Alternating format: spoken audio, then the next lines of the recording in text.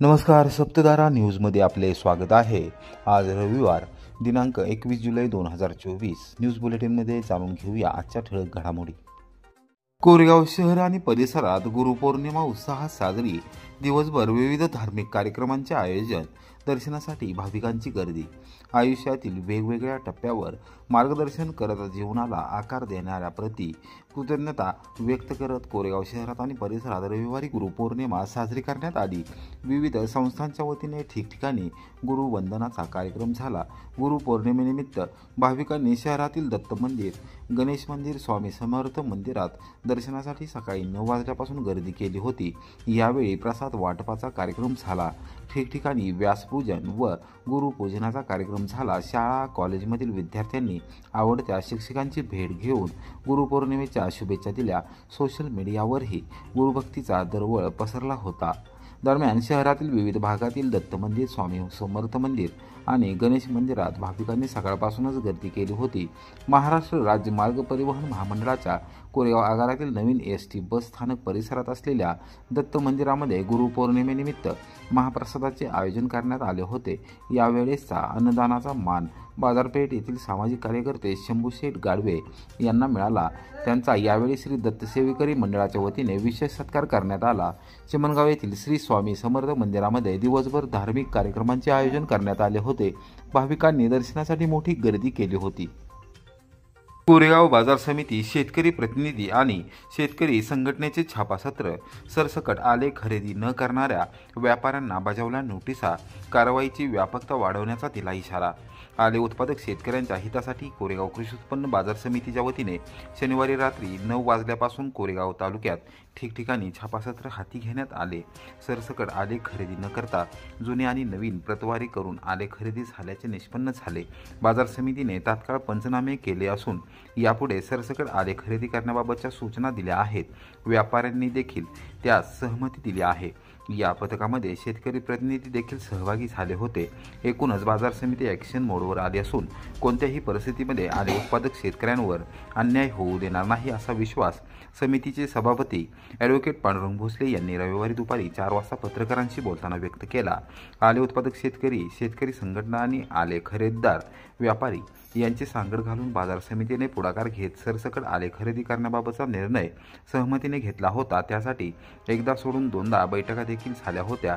सर्वांनी त्या सहमती दिली होती। दिनांक 18 जुलैपर्यंत जुने आणि नवीन प्रतवारीनुसार आले खरेदी करण्यासाठी अडचणीतील शेतकरी आणि पूर्वीचे सौदे झालेल्या व्यापाऱ्यांना सवलत दिली होती। त्याची मुदत संपल्यानंतर संयुक्तपणे सरसकट आले खरेदी करण्याचा इशारा देण्यात आला होता। कोरेगाव तालुक्यात अद्यापही काही ठिकाणी प्रतवारीनुसार आले खरेदी विक्री सुरू असल्याची माहिती समजताच बाजार समितीचे सभापती ॲडव्होकेट पांडुरंग भोसले, सचिव संताजी यादव, समितीचे वाटर स्टेशनचे शाखा प्रमुख जयसिंग जगदाळे, शेतकरी प्रतिनिधी तथा शिवसेनेचे माजी उपजिल्हा प्रमुख दिनेश बर्गे, कोरेगाव तालुका शेतकरी सहकारी खरेदी विक्री संघाचे संचालक अमरसिंह बर्गे व स्वाभिमानी शेतकरी संघटनेचे तालुकाध्यक्ष जीवन शिर्के यांच्या पथकाने शनिवारी रात्री छापासत्र हाती घेतले। वसना आणि वांगणा नदीवर आले धुण्याचे काम सुरू असलेल्या ठिकाणी भेट देऊन पाहणी केली असता बहुतांशी व्यापाऱ्यांनी प्रतवारीनुसार आले खरेदी केले असल्याचे निदर्शनास आले।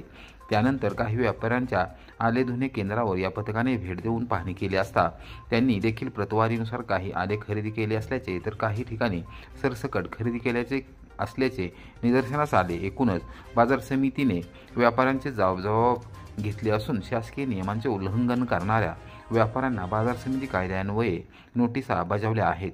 संदीप विठ्ठल कदम, खेड नानगिरी, दत्तात्रय कदम चंचई, संकेत चतुर, नानगिरी धुमाळवाडी, सुबोध फाळके, सातारोड पाडळी स्टेशन या व्यापाऱ्यांना बाजार समितीच्या वतीने लेखी नोटीस बजावण्यात आल्या असून त्यांचे लेखी जबाब नोंदवून दप्तरी दाखल करण्यात आले आहेत।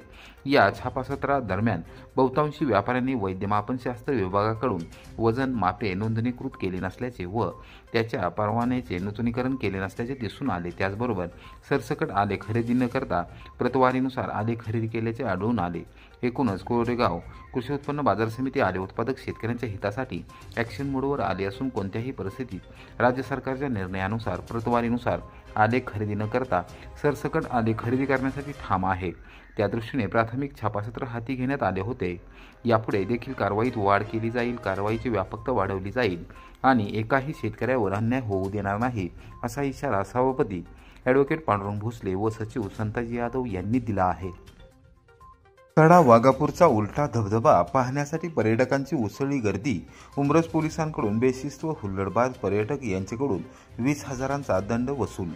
सडा वाघापूर तालुका पाटण येथील उलटा धबधबा पाहण्यासाठी आलेल्या पर्यटकांमध्ये काही पर्यटकांनी हुल्लडबाजी करून वाहतुकीचे नियम मोडले। अशा हुल्लडबाजांवर उमरज पोलिसांनी रविवारी दिवसभरात कारवाई केली। एकूण 29 वाहनांवर मोटर वाहन कायद्याअंतर्गत कारवाई करून 20,400 रुपयांचा दंड वसूल केला आहे, अशी माहिती उमरज पोलीस ठाण्याचे सहाय्यक पोलीस निरीक्षक रवींद्र भोरे यांनी रविवारी सायंकाळी 7 वाजता पत्रकारांशी बोलताना दिली। पाटण तालुक्यातील सडा वाघापूरचा उलटा धबधबा सध्याच्या पावसामुळे प्रवाहित झाला आहे।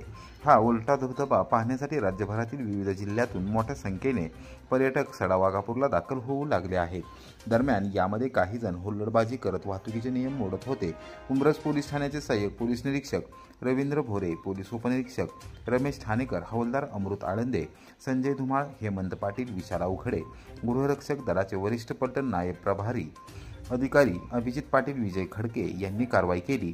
तारळे पोलीस दूरक्षेत्र हद्दीत सडा वाघापूर रोड बांधवाट येथे नाकाबंदी करून 29 वाहनांवर मोटर वाहन कायद्याअंतर्गत कारवाई करण्यात आली। या वाहनधारकांकडून 20,400 रुपयांचा दंड वसूल करण्यात आला। सडा वाघापूर येथे जाणाऱ्या सर्व पर्यटकांनी वाहतुकीचे नियम पाळून इतर पर्यटकांना त्रास होणार नाही याची खबरदारी घ्यावी, असे आवाहन सहाय्यक पोलीस निरीक्षक रवींद्र भोरे यांनी केले आहे। कोयनेत मुसळधार पाऊस, 24 तासात 3.66 टीएमसी पाणी वाढले। धरणात 56.83 टीएमसी पाणीसाठा। सातारा जिल्ह्याच्या पश्चिम सीमेवर सह्याद्रीच्या डोंगर रांगांमध्ये असलेल्या महाबळेश्वर, नवजा, कोयनानगर व कोयना धरणाचा शिवाजी सागर जलाशय परिसरात शनिवारी आणि रविवारी दिवसभर सुरू असलेल्या तुफान पावसामुळे कोयना धरणात 42,279 क्युसेस वेगाने पाण्याची आवक होत आहे। त्यामुळे गेले 24 तासात धरणात 3.66 टीएमसी पाणी वाढले असून धरणात 56.83 टीएमसी पाणीसाठा झाला आहे, अशी माहिती धरण व्यवस्थापन विभागाच्या वतीने रविवारी सायंकाळी 6 वाजता देण्यात आली।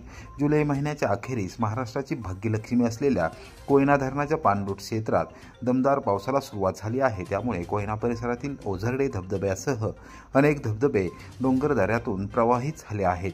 पाटण तालुक्यातील तारळी, वांग, मराठवाडी, मोरणा, गुरेघर, उत्तरमान, साखरी, चिटेघर आदी मध्यम आणि छोटे प्रकल्प पूर्ण क्षमतेने भरले आहेत।